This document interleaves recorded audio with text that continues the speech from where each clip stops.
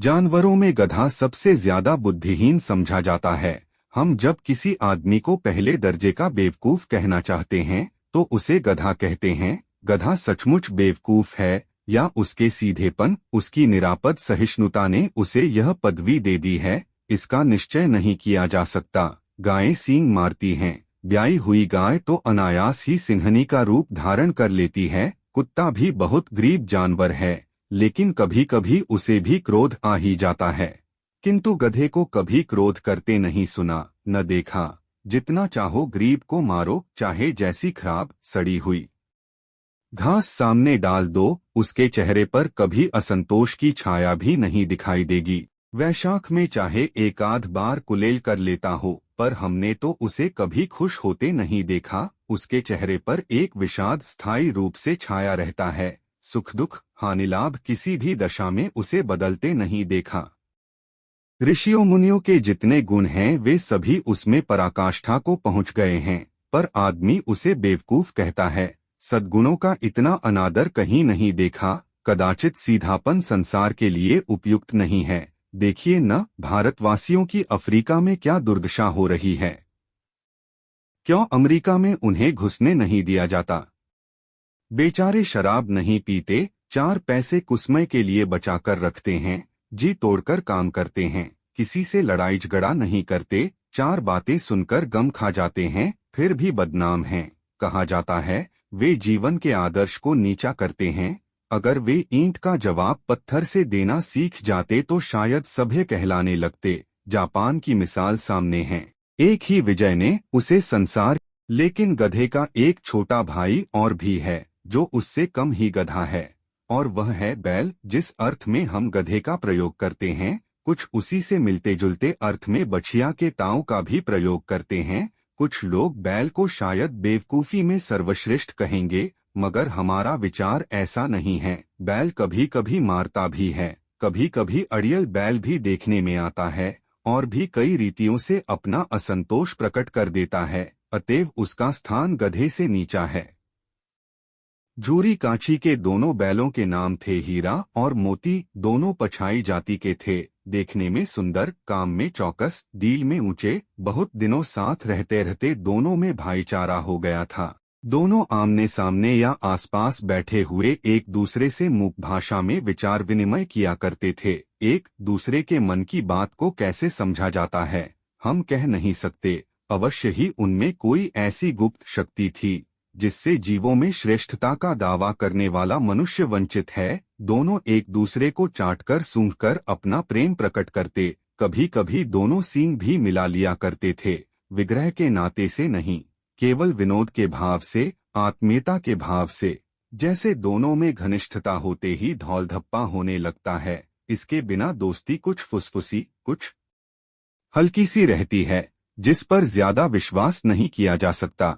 जिस वक्त ये दोनों बैल हल या गाड़ी में जोत दिए जाते और गर्दन हिला हिलाकर चलते, उस वक्त हर एक की यही चेष्टा होती थी कि ज्यादा से ज्यादा बोझ मेरी ही गर्दन पर रहे। दिन भर के बाद दोपहर या संध्या को दोनों खुलते तो एक दूसरे को चाट चूट कर अपनी थकान मिटा लिया करते। नाद में खली भूसा पड़ जाने के बाद दोनों साथ उठते, साथ नाद में मुंह डालते और साथ ही बैठते थे। एक मुंह हटा लेता तो दूसरा भी हटा लेता था। संयोग की बात, झूरी ने एक बार गोई को ससुराल भेज दिया। बैलों को क्या मालूम वे क्यों भेजे जा रहे हैं। समझे, मालिक ने हमें बेच दिया। अपना यो बेचा जाना उन्हें अच्छा लगा या बुरा कौन जाने, पर झूरी के साले गया को घर तक गोई ले जाने में दांतों पसीना आ गया। पीछे से हाँकता तो दोनों दाएं बाएं भागते, पघिया पकड़कर आगे से खींचता तो दोनों पीछे की ओर जोर लगाते, मारता तो दोनों सींगे नीची करके हुंकारते। अगर ईश्वर ने उन्हें वाणी दी होती तो झूरी से पूछते, तुम हम गरीबों को क्यों निकाल रहे हो? हमने तो तुम्हारी सेवा करने में कोई कसर नहीं उठा रखी। अगर इतनी मेहनत से काम न चलता था तो और काम ले लेते। हमें तो तुम्हारी चाकरी में मर जाना कबूल था। हमने कभी दाने चारे की शिकायत नहीं की। तुमने जो कुछ खिलाया वह सिर झुकाकर खा लिया। फिर तुमने हमें इस जालिम के हाथ क्यों बेच दिया? संध्या समय दोनों बैल अपने नए स्थान पर पहुंचे। दिन भर के भूखे थे, लेकिन जब नाद में लगाए गए तो एक ने भी उसमें मुंह नहीं डाला। दिल भारी हो रहा था। जिसे उन्होंने अपना घर समझ रखा था वह आज उनसे छूट गया। यह नया घर, नया गांव, नए आदमी उन्हें बेगानों से लगते थे। दोनों ने अपनी मूक भाषा में सलाह की, एक दूसरे को कनखियों से देखा और लेट गए। जब गांव में सोता पड़ गया तो दोनों ने जोर मारकर पगहे तुड़ा डाले और घर की तरफ चले। पगहे बहुत मजबूत थे। अनुमान न हो सकता था कि कोई बैल उन्हें तोड़ सकेगा, पर इन दोनों में इस समय दूनी शक्ति आ गई थी। एक एक झटके में रस्सियां टूट गईं। जूरी प्रातःकाल सोकर उठा तो देखा कि दोनों बैल चरनी पर खड़े हैं। दोनों की गर्दनों में आधा आधा गराव लटक रहा था। घुटने तक पांव कीचड़ से भरे हैं और दोनों की आंखों में विद्रोहमय स्नेह झलक रहा है। जूरी बैलों को देखकर स्नेह से गदगद हो गया। दौड़कर उन्हें गले लगा लिया। प्रेमालिंगन और चुंबन का वह दृश्य बड़ा ही मनोहर था। घर और गांव के लड़के जमा हो गए और तालियां बजा बजाकर उनका स्वागत करने लगे। गांव के इतिहास में यह घटना अभूतपूर्व न होने पर भी महत्वपूर्ण थी। बालसभा ने निश्चय किया, दोनों पशुवीरों का अभिनंदन पत्र देना चाहिए। कोई अपने घर से रोटियां लाया, कोई गुड़, कोई चोकर, कोई भूसी। एक बालक ने कहा, ऐसे बैल किसी के पास न होंगे। दूसरे ने समर्थन किया, इतनी दूर से दोनों अकेले चले आए। तीसरा बोला, बैल नहीं हैं, वे उस जन्म के आदमी हैं। इसका प्रतिवाद करने का किसी को साहस नहीं हुआ। जूरी की स्त्री ने बैलों को द्वार पर देखा तो जल उठी, बोली, कैसे नमकहराम बैल हैं कि एक दिन वहां काम न किया, भाग खड़े हुए। जूरी अपने बैलों पर यह आक्षेप न सुन सका, नमकहराम क्यों हैं? चारा दाना न दिया होगा तो क्या करते? स्त्री ने रोब के साथ कहा, बस तुम ही तो बैलों को खिलाना जानते हो और तो सभी पानी पिला पिला कर रखते हैं। जूरी ने चिढ़ाया, चारा मिलता तो क्यों भागते?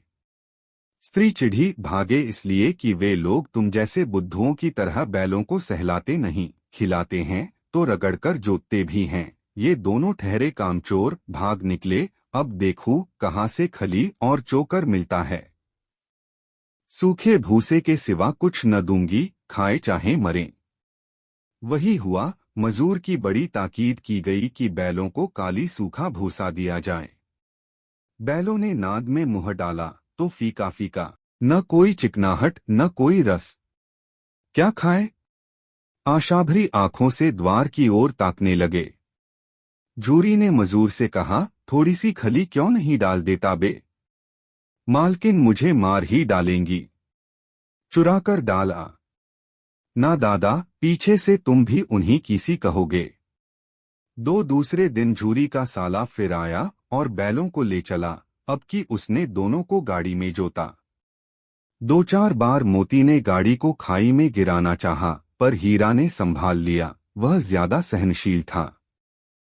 संध्यासमय घर पहुंचकर उसने दोनों को मोटी रस्सियों से बांधा और कल की शरारत का मजा चखाया। फिर वही सूखा भूसा डाल दिया। अपने दोनों बैलों को खली, चूनी सब कुछ दी। दोनों बैलों का ऐसा अपमान कभी न हुआ था। जूरी इन्हें फूल की छड़ी से भी न छूता था। उसकी टिटकार पर दोनों उड़ने लगते थे।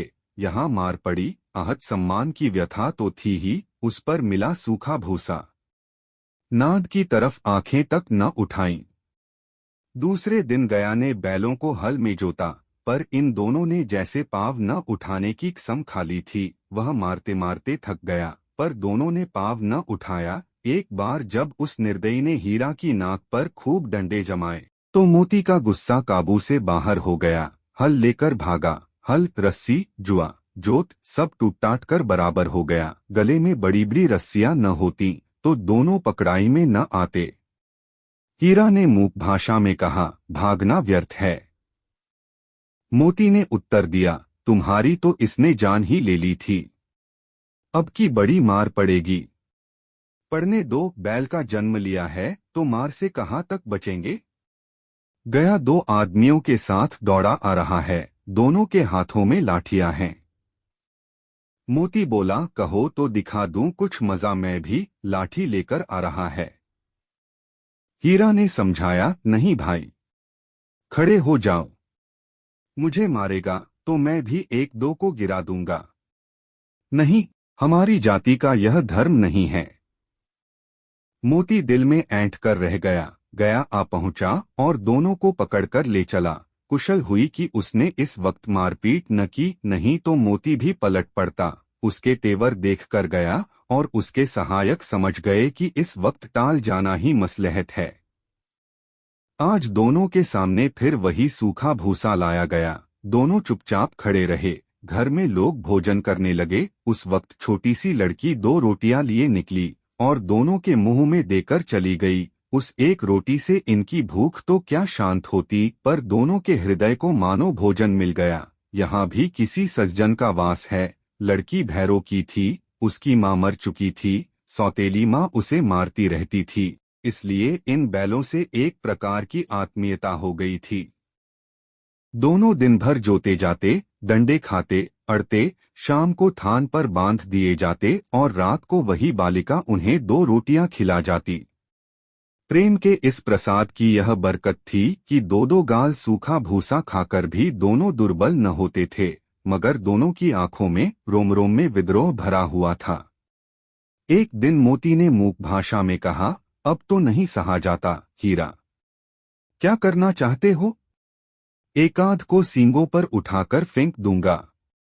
लेकिन जानते हो, वह प्यारी लड़की जो हमें रोटियां खिलाती है, उसी की लड़की है जो इस घर का मालिक है। यह बेचारी अनाथ हो जाएगी।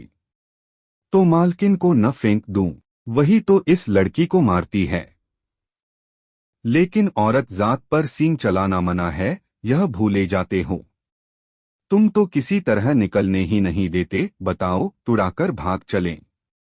हाँ, यह मैं स्वीकार करता हूँ, लेकिन इतनी मोटी रस्सी टूटेगी कैसे? इसका एक उपाय है। पहले रस्सी को थोड़ा सा चबा लो, फिर एक झटके में जाती है। रात को जब बालिका रोटियां खिलाकर चली गई, दोनों रस्सियां चबाने लगे, पर मोटी रस्सी मुंह में न आती थी। बेचारे बार बार जोर लगाकर रह जाते थे। सहसा घर का द्वार खुला और वह लड़की निकली। दोनों सिर झुकाकर उसका हाथ चाटने लगे। दोनों की पूंछें खड़ी हो गईं। उसने उनके माथे सहलाए और बोली, खोल देती हूँ, चुपके से भाग जाओ, नहीं तो ये लोग मार डालेंगे। आज घर में सलाह हो रही है कि इनकी नाकों में नाथ डाल दी जाए। उसने गराव खोल दिया, पर दोनों चुप खड़े रहे। मोती ने अपनी भाषा में पूछा, अब चलते क्यों नहीं? हीरा ने कहा, चलें तो, लेकिन कल इस अनाथ पर आफत आएगी, सब इसी पर संदेह करेंगे। सहसा बालिका चिल्लाई, दोनों फूफा वाले बैल भागे जे रहे हैं। ओ दादा, दादा, दोनों बैल भागे जा रहे हैं, जल्दी दौड़ो। गया हड़बड़ाकर भीतर से निकला और बैलों को पकड़ने चला। वे दोनों भागे, गया ने पीछा किया। और भी तेज हुए। गया ने शोर मचाया, फिर गांव के कुछ आदमियों को भी साथ लेने के लिए लौटा। दोनों मित्रों को भागने का मौका मिल गया। सीधे दौड़ते चले गए, यहाँ तक कि मार्ग का ज्ञान न रहा। जिस परिचित मार्ग से आए थे, उसका यहाँ पता न था। नए नए गांव मिलने लगे। तब दोनों एक खेत के किनारे खड़े होकर सोचने लगे, अब क्या करना चाहिए। हीरा ने कहा, मालूम होता है राह भूल गए। तुम भी बेतहाशा भागे, वहीं उसे मार गिराना था। उसे मार गिराते तो दुनिया क्या कहती? वह अपने धर्म छोड़ दे, लेकिन हम अपना धर्म क्यों छोड़े? दोनों भूख से व्याकुल हो रहे थे। खेत में मटर खड़ी थी, चरने लगे। रह रहकर आहट लेते रहे थे, कोई आता तो नहीं है। जब पेट भर गया, दोनों ने आजादी का अनुभव किया तो मस्त होकर उछलने कूदने लगे। पहले दोनों ने डकार ली, फिर सींग मिलाए और एक दूसरे को ठेलने लगे। मोती ने हीरा को कई कदम पीछे हटा दिया, यहाँ तक कि वह खाई में गिर गया।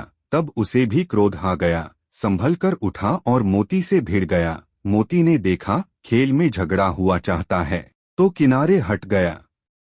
3 अरे, यह क्या? कोई सांड डौंकता चला आ रहा है। हाँ, सांड ही है। वह सामने आ पहुंचा। दोनों मित्र बगले झांक रहे थे। सांड पूरा हाथी था, उससे भिड़ना जान से हाथ धोना है। लेकिन न भिड़ने पर भी जान बचती नहीं नजर आती, इन्हीं की तरफ आ भी रहा है। कितनी भयंकर सूरत है। मोती ने मूक भाषा में कहा, बुरे फन से जान बचेगी? कोई उपाय सोचो। हीरा ने चिंतित स्वर में कहा, अपने घमंड में फूला हुआ है, आरज़ू न सुनेगा। भाग क्यों न चलें? भागना कायरता है।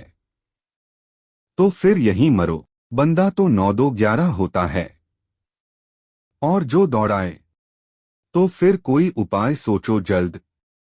उपाय यही है कि उस पर दोनों जने एक साथ चोट करें। मैं आगे से रगेदता हूँ, तुम पीछे से रगेदो, दुहरी मार पड़ेगी तो भाग खड़ा होगा। मेरी ओर झपटे, तुम बगल से उसके पेट में सींग घुसेड़ देना। जान जोखिम है, पर दूसरा उपाय नहीं है। दोनों मित्र जान हथेलियों पर लेकर लपके। सांड को भी संगठित शत्रुओं से लड़ने का तजुर्बा न था। वह तो एक शत्रु से मल्लयुद्ध करने का आदी था। ज्यों ही हीरा पर झपटा, मोती ने पीछे से दौड़ाया। सांड उसकी तरफ मुड़ा तो हीरा ने रगेदा। सांड चाहता था कि एक एक करके दोनों को गिरा ले, पर ये दोनों भी उस्ताद थे, उसे वह अवसर न देते थे।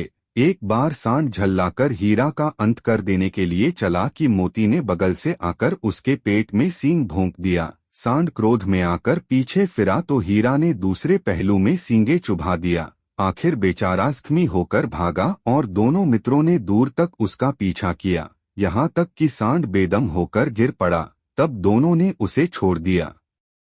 दोनों मित्र जीत के नशे में झूमते चले जाते थे।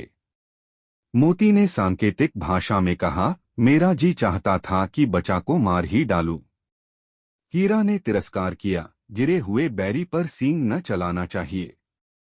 यह सब ढोंग है, बैरी को ऐसा मारना चाहिए कि फिर न उठे। अब घर कैसे पहुंचोगे वह सोचो। पहले कुछ खा लें तो सोचें। सामने मटर का खेत था ही, मोती उसमें घुस गया। हीरा मना करता रहा, पर उसने एक न सुनी। अभी 2 ही 4 ग्रास खाए थे कि 2 आदमी लाठियां लिए दौड़ पड़े और दोनों मित्रों को घेर लिया। हीरा तो मेड़ पर था, निकल गया। मोती सींचे हुए खेत में था, उसके खुर कीचड़ में धंसने लगे, न भाग सका। पकड़ लिया। हीरा ने देखा संगी संकट में हैं, तो लौट पड़ा। फंसेंगे तो दोनों फंसेंगे। रखवालों ने उसे भी पकड़ लिया। प्रातःकाल दोनों मित्र कांजी हाउस में बंद कर दिए गए। 4 दोनों मित्रों को जीवन में पहली बार ऐसा साबिका पड़ा था कि सारा दिन बीत गया और खाने को एक तिनका भी न मिला। समझ ही में न आता था, यह कैसा स्वामी है। इससे तो गया फिर भी अच्छा था। यहाँ कई भैंसें थीं, कई बकरियां, कई घोड़े, कई गधे, पर किसी के सामने चारा न था। सब जमीन पर मुर्दों की तरह पड़े थे। कई तो इतने कमजोर हो गए थे कि खड़े भी न हो सकते थे। सारा दिन दोनों मित्र फाटक की ओर टकटकी लगाए ताकते रहे, पर कोई चारा लेकर आता न दिखाई दिया। तब दोनों ने दीवार की नमकीन मिट्टी चाटनी शुरू की, पर इससे क्या तृप्ति होती। रात को भी जब कुछ भोजन न मिला तो हीरा के दिल में विद्रोह की ज्वाला देहक उठी। मोती से बोला, अब नहीं रहा जाता मोती। मोती ने सिर लटकाए हुए जवाब दिया, मुझे तो मालूम होता है कि प्राण निकल रहे हैं। इतनी जल्द हिम्मत न हारो भाई। यहाँ से भागने का कोई उपाय निकलना चाहिए। आओ दीवार तोड़ डालें। मुझसे तो अब कुछ नहीं होगा। बस इसी बूते पर अकड़ते थे। सारी अकड़ निकल गई। बाड़े की दीवार कच्ची थी, हीरा मजबूत तो था ही। अपने नुकीले सींग दीवार में गड़ा दिए और जोर मारा तो मिट्टी का एक चिप्पड़ निकल आया। फिर तो उसका साहस बढ़ा। इसने दौड़ दौड़ कर दीवार पर चोटें की और हर चोट में थोड़ी थोड़ी मिट्टी गिराने लगा। उसी समय कांजी हाउस का चौकीदार लालटेन लेकर जानवरों की हाजिरी लेने आ निकला। हीरा का उजजड़पन देखकर उसे कई डंडे रसीद किए और मोटी सी रस्सी से बांध दिया। मोती ने पड़े पड़े कहा, आखिर मार खाई, क्या मिला? अपने बूते भर जोर तो मार दिया। ऐसा जोर मारना किस काम का कि और बंधन में पड़ गए। जोर तो मारता ही जाऊंगा, चाहे कितने ही बंधन पड़ते जाएं। जान से हाथ धोना पड़ेगा। कुछ परवाह नहीं, यो भी तो मरना ही है। सोचो, दीवार खुद जाती तो कितनी जानें बच जाती। इतने भाई यहाँ बंद हैं, किसी की देह में जान नहीं है। 2-4 दिन यही हाल रहा तो सब मर जाएंगे। हाँ, यह बात तो है। अच्छा, तो ला, फिर मैं भी जोर लगाता हूँ। मोती ने भी दीवार में उसी जगह सींग मारा। थोड़ी सी मिट्टी गिरी और फिर हिम्मत बढ़ी। फिर तो वह दीवार में सींग लगाकर इस तरह जोर करने लगा मानो किसी प्रतिद्वंदी से लड़ रहा है। आखिर कोई 2 घंटे की जोर आजमाई के बाद दीवार ऊपर से लगभग 1 हाथ गिर गई। उसने दूनी शक्ति से दूसरा धक्का मारा तो आधी दीवार गिर पड़ी। दीवार का गिरना था कि अधमरे से पड़े हुए सभी जानवर चेत उठे। तीनों घोड़ियां सरपट भाग निकलीं, फिर बकरियां निकलीं। इसके बाद भैंसें भी खिसक गईं, पर गधे अभी तक ज्यों के त्यों खड़े थे। हीरा ने पूछा, तुम दोनों क्यों नहीं भाग जाते? एक गधे ने कहा, जो कहीं फिर पकड़ लिए जाएं। तो क्या हरज है, अभी तो भागने का अवसर है। हमें तो डर लगता है, हम यहीं पड़े रहेंगे। आधी रात से ऊपर जा चुकी थी। दोनों गधे अभी तक खड़े सोच रहे थे कि भागें या न भागें, और मोती अपने मित्र की रस्सी तोड़ने में लगा हुआ था। जब वह हार गया तो हीरा ने कहा, तुम जाओ, मुझे यहीं पड़ा रहने दो, शायद कहीं भेंट हो जाए। मोती ने आंखों में आंसू लाकर कहा, तुम मुझे इतना स्वार्थी समझते हो हीरा?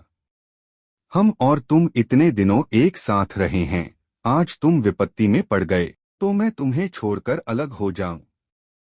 हीरा ने कहा, बहुत मार पड़ेगी, लोग समझ जाएंगे यह तुम्हारी शरारत है। मोती ने गर्व से बोला, जिस अपराध के लिए तुम्हारे गले में बंधन पड़ा, उसके लिए अगर मुझे मार पड़े तो क्या चिंता। इतना तो हो ही गया कि 9-10 प्राणियों की जान बच गई, वे सब तो आशीर्वाद देंगे। यह कहते हुए मोती ने दोनों गधों को सींगों से मार मार कर बाड़े के बाहर निकाला और तब अपने बंधु के पास आकर सो रहा। भोर होते ही मुंशी और चौकीदार तथा अन्य कर्मचारियों में कैसी खलबली मची, इसके लिखने की जरूरत नहीं। बस इतना ही काफी है कि मोती की खूब मरम्मत हुई और उसे भी मोटी रस्सी से बांध दिया गया। 1 सप्ताह तक दोनों मित्र वहां बंधे पड़े रहे। किसी ने चारे का एक तृण भी न डाला। हाँ, एक बार पानी दिखा दिया जाता था, यही उनका आधार था। दोनों इतने दुर्बल हो गए थे कि उठा तक नहीं जाता था। ठठरियां निकल आई थीं। एक दिन बाड़े के सामने डुग्गी बजने लगी और दोपहर होते होते वहां 50-60 आदमी जमा हो गए। तब दोनों मित्र निकाले गए और उनकी देखभाल होने लगी। लोग आकर उनकी सूरत देखते और मन फीका करके चले जाते। ऐसे मृतक बैलों का कौन खरीददार होता। सहसा एक दढ़ियल आदमी, जिसकी आंखें लाल थीं और मुद्रा अत्यंत कठोर, आया और दोनों मित्रों के कूल्हों में उंगली गोदकर मुंशी जी से बातें करने लगा। उसका चेहरा देखकर अंतर्ज्ञान से दोनों मित्रों के दिल कांप उठे। वह कौन है और उन्हें क्यों टटोल रहा है, इस विषय में उन्हें कोई संदेह न हुआ। दोनों ने एक दूसरे को भीत नेत्रों से देखा और सिर झुका लिया। हीरा ने कहा, गया के घर से नाहक भागे, अब तो जान न बचेगी। मोती ने अश्रद्धा के भाव से उत्तर दिया, कहते हैं, भगवान सबके ऊपर दया करते हैं, उन्हें हमारे ऊपर दया क्यों नहीं आती। भगवान के लिए हमारा जीना मरना दोनों बराबर है। चलो, अच्छा ही है, कुछ दिन उसके पास तो रहेंगे। एक बार भगवान ने उस लड़की के रूप में हमें बचाया था, क्या अब न बचाएंगे। यह आदमी छुरी चलाएगा, देख लेना। तो क्या चिंता है। मांस, खाल, सींग, हड्डी सब किसी के काम आ जाएंगे। नीलाम हो जाने के बाद दोनों मित्र उस दढ़ियल के साथ चले। दोनों की बोटी बोटी कांप रही थी। बेचारे पांव तक न उठा सकते थे, पर भय के मारे गिरते पड़ते भागे जाते थे, क्योंकि वह जरा भी चाल धीमी हो जाने पर डंडा जमा देता था। राह में गाय बैलों का एक रेवड़ हरे भरे हार में चरता नजर आया। सभी जानवर प्रसन्न थे, चिकने चपल, कोई उछलता था, कोई आनंद से बैठा पागुर करता था। कितना सुखी जीवन था इनका, पर कितने स्वार्थी हैं सब। किसी को चिंता नहीं कि उनके 2 भाई बधिक के हाथ पड़े कैसे दुखी हैं। सहसा दोनों को ऐसा मालूम हुआ कि परिचित राह है। हाँ, इसी रास्ते से गया उन्हें ले गया था। वही खेत, वही बाग, वही गांव मिलने लगे। प्रतिक्षण उनकी चाल तेज होने लगी। सारी थकान, सारी दुर्बलता गायब हो गई। हाँ, यह लो, अपना ही हार आ गया। इसी कुएं पर हम पुर चलाने आया करते थे, यही कुआं है। मोती ने कहा, हमारा घर नगीच आ गया है। हीरा बोला, भगवान की दया है। मैं तो अब घर भागता हूं। यह जाने देगा? इसे मैं मार गिराता हूं। नहीं नहीं, दौड़कर थान पर चलो, वहां से आगे हम न जाएंगे। दोनों उन्मत्त होकर बछड़ों की भांति कुलेले करते हुए घर की ओर दौड़े। वह हमारा थान है। दोनों दौड़कर अपने थान पर आए और खड़े हो गए। दढ़ियल भी पीछे पीछे दौड़ा चला आता था। झूरी द्वार पर बैठा धूप खा रहा था। बैलों को देखते ही दौड़ा और उन्हें बारी बारी से गले लगाने लगा। मित्रों की आंखों से आनंद के आंसू बहने लगे। एक झूरी का हाथ चाट रहा था। दढ़ियल ने जाकर बैलों की रस्सियां पकड़ लीं। झूरी ने कहा, मेरे बैल हैं। तुम्हारे बैल कैसे हैं? मैं मवेशी खाने से नीलाम लिए आता हूं। मैं तो समझा हूं चुराए लिए आते हो। चुपके से चले जाओ, मेरे बैल हैं। मैं बेचूंगा तो बिकेंगे। किसी को मेरे बैल नीलाम करने का क्या अख्तियार है? जाकर थाने में रपट कर दूंगा। मेरे बैल हैं, इसका सबूत यह है कि मेरे द्वार पर खड़े हैं। दढ़ियल झल्लाकर बैलों को जबरदस्ती पकड़ ले जाने के लिए बढ़ा। उसी वक्त मोती ने सींग चलाया। दढ़ियल पीछे हटा। मोती ने पीछा किया। दढ़ियल भागा। मोती पीछे दौड़ा। गांव के बाहर निकल जाने पर वह रुका, पर खड़ा दढ़ियल का रास्ता देख रहा था। दढ़ियल दूर खड़ा धमकियां दे रहा था, गालियां निकाल रहा था, पत्थर फेंक रहा था, और मोती विजयी शूर की भांति उसका रास्ता रोके खड़ा था। गांव के लोग यह तमाशा देखते थे और हंसते थे। जब दढ़ियल हार कर चला गया तो मोती अकड़ता हुआ लौटा। हीरा ने कहा, मैं तो डर गया था कि कहीं तुम गुस्से में आकर मार न बैठो। अगर वह मुझे पकड़ता तो मैं बेमारे न छोड़ता। अब न आएगा। आएगा तो दूर से ही खबर लूंगा, देखूं कैसे ले जाता है। जो गोली मरवा दे, मर जाऊंगा पर उसके काम न आऊंगा। हमारी जान को कोई जान ही नहीं समझता, इसलिए कि हम इतने सीधे हैं। जरा देर में नादों में खली, भूसा, चोकर और दाना भर दिया गया और दोनों मित्र खाने लगे। झूरी खड़ा दोनों को सहला रहा था और 20 लड़के तमाशा देख रहे थे। सारे गांव में उत्साह सा मालूम होता था। उसी समय मालकिन ने आकर दोनों के माथे चूम लिए।